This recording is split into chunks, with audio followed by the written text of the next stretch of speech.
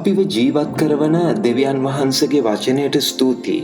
මගේ සහෝදර සහෝදරිය යොහන් සුභාරංචි 16:23 වෙනි පදේ පළවෙනි කොටසට මේ උදාසන අපි අවධානය දෙනවා. ඒ කොටස කියනවා ඒ දවසේදී නුඹලා මගෙන් කිසිවක් අසන්නේ නැත. දැන් යේසුස් වහන්සේ පෙන්නවා අපේ ප්‍රීතිය කාටවත් හොරකම් කරන්න බෑ කියලා.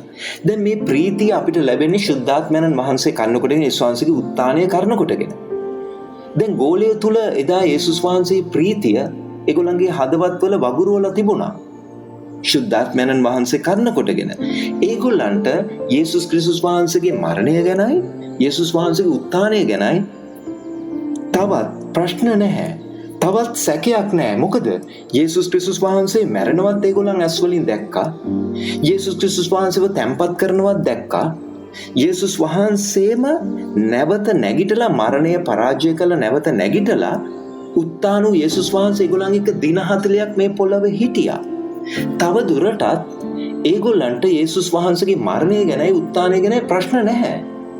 මගේ සහෝදර සහෝදරිය මේක තමයි යේසුස් වහන්සේ මතක් කරන්නේ. ශුද්ධාත්මයන් වහන්සේ මේ දේවල් ඒගොල්ලන්ට ඊට පස්සේ මොනවද කරේ?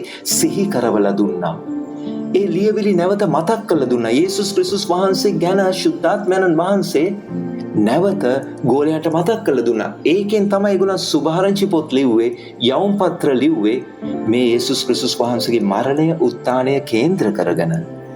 තවත් ඒගොල්ලන්ට අහන්න දෙයක් නැහැ. ඒ ශුද්ධාත්මයන් වහන්සේ ඒගොල්ලන්ට ඒ හැම ලියවිල්ලක්ම පැහැදිලි කරලා දුන්නා. මගේ සහෝදර සහෝදරිය ඔබටයි මටයි අද මේ ශුද්ධ ලියවිලි බයිබලයේ පැහැදිලි කරලා දෙන්නේ කවුද?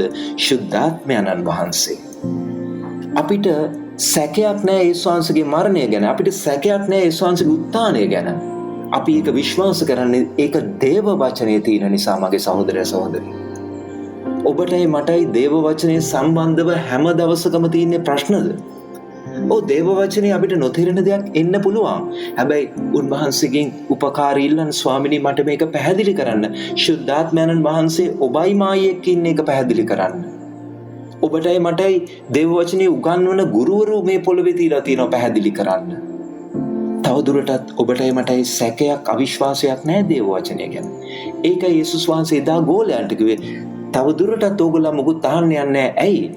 ඒක ඒගොල්ලන් ඇස් වලින් දකිනවා. ඒක ශුද්ධාත්මයන් වහන්සේ ඒගොල්ලන්ට නැවත නැවත තහවුරු කරමින්, මඟ පෙන්වමින්, සිහි කරවලා දෙනවා. ඉතින් දේව වචනේ අදත් යේසුස් වහන්සේව ඔබටයි මටයි නැවත සිහි ගන්වනවා. කවුද? ශුද්ධාත්මයන් වහන්සේ. ඉතින් සැකය, අවිශ්වාසය දේව වචනේ අපේ දේව වචනේ තුලින් සැකය, අවිශ්වාසය අපෙන් දුරු කරනවා. ප්‍රිජේසු පිටයි සුබ දවසක්.